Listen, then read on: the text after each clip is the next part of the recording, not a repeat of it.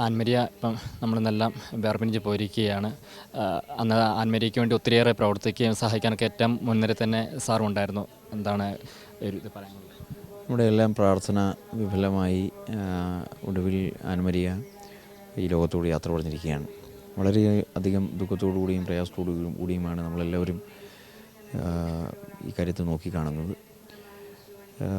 അന്നത്തെ ദിവസം സ്കൂൾ തുറക്കുന്ന ദിവസം എല്ലാവരും സന്തോഷത്തിലിരിക്കുന്ന സമയത്താണ് ഈ ഒരു ദുഃഖവാർത്ത.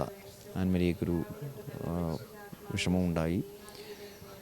പള്ളിയിൽ നിന്നും ആശുപത്രിയിലേക്ക് സെൻറ്റ് ജോൺസിലേക്ക് മാറ്റുന്നു. പെട്ടെന്ന് തന്നെ എറണാകുളത്തേക്ക് കൊണ്ടുപോകണം എന്നുള്ള ആ ഒരു തരത്തിലേക്കുള്ള കാര്യങ്ങൾ വരുന്നത്. നാൾ ഒരുമിച്ച് നിന്നുകൊണ്ട് ആൻമരിയയുടെ ജീവൻ നിലനിർത്തുന്നതിന് വേണ്ടി പ്രയത്നിക്കുകയും പ്രാർത്ഥിക്കുകയും അതിനു വേണ്ടിയിട്ടുള്ള ഏതെല്ലാം തരത്തിലുള്ള സഹായഹസ്തങ്ങൾ നീട്ടേണ്ടതായിട്ടുണ്ടോ അക്കാര്യത്തിൽ യാതൊന്നും വിചാരിക്കാതെ എല്ലാവരും ഒരുമിച്ച് നിന്നുകൊണ്ട് പ്രയത്നിക്കുകയായിരുന്നു.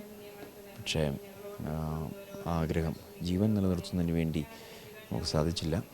എന്നിരുന്നാലും വളരെയധികം പരിശ്രമിക്കുകയുണ്ടായി. പരമാവധി ആൻമരിയയ്ക്ക് വേണ്ടി ആശുപത്രി അധികൃതരും ഡോക്ടർമാരും നഴ്സുമാരും എല്ലാവരും ഒരുമിച്ച് നിന്നുകൊണ്ട് ഈ അസുഖം ഭേദമാകപ്പെടുന്നതിന് വേണ്ടിയിട്ടുള്ള എല്ലാ ശ്രമങ്ങളും നടത്തി. പക്ഷേ ദൈവത്തിൻ്റെ ആ ഒരു വിളി നമുക്കനുസരിക്കാതിരിക്കാൻ നിർവാഹമില്ല.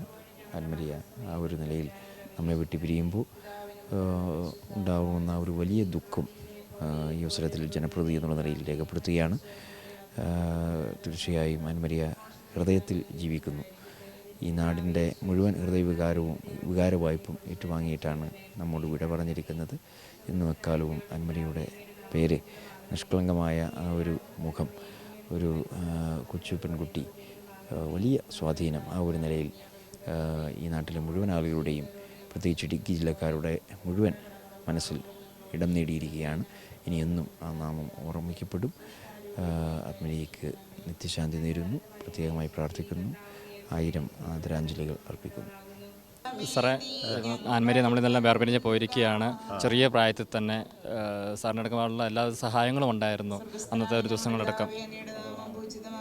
അത് യഥാർത്ഥത്തിൽ അങ്ങേയറ്റം വേദന ഉണ്ടാക്കുന്നതാണ്. ജീവിതം എന്തെന്ന് അറിഞ്ഞില്ല. അതിന് മുമ്പ് ഇങ്ങനെയൊരു ദാരുണമായ അന്ത്യം ആ കുഞ്ഞിനുണ്ടായതിൽ അതിയായ വേദനയും ദുഃഖവുമാണ്. അതാണ് ആളുകളുടെ വരവ് കണ്ടില്ലേ. മരണം സാധാരണ നടക്കുക പതിവാണ്. പക്ഷേ ഇത് അങ്ങനെ ഉൾക്കൊള്ളാൻ കഴിയാത്തതാണ്. കുടുംബത്തിനോട് എനിക്ക് അഗാധമായ ദുഃഖം അറിയുകയാണ്. അങ്ങേയറ്റം വേദനയുണ്ടാക്കുന്ന ഒരു സംഭവമാണ്. ജീവിതം എന്തെന്നറിഞ്ഞില്ല, തുടങ്ങിയേ ഉള്ളൂ. വലിയ അങ്ങേയറ്റം വേദന ഉണ്ടാക്കിയ കാര്യമാണ്.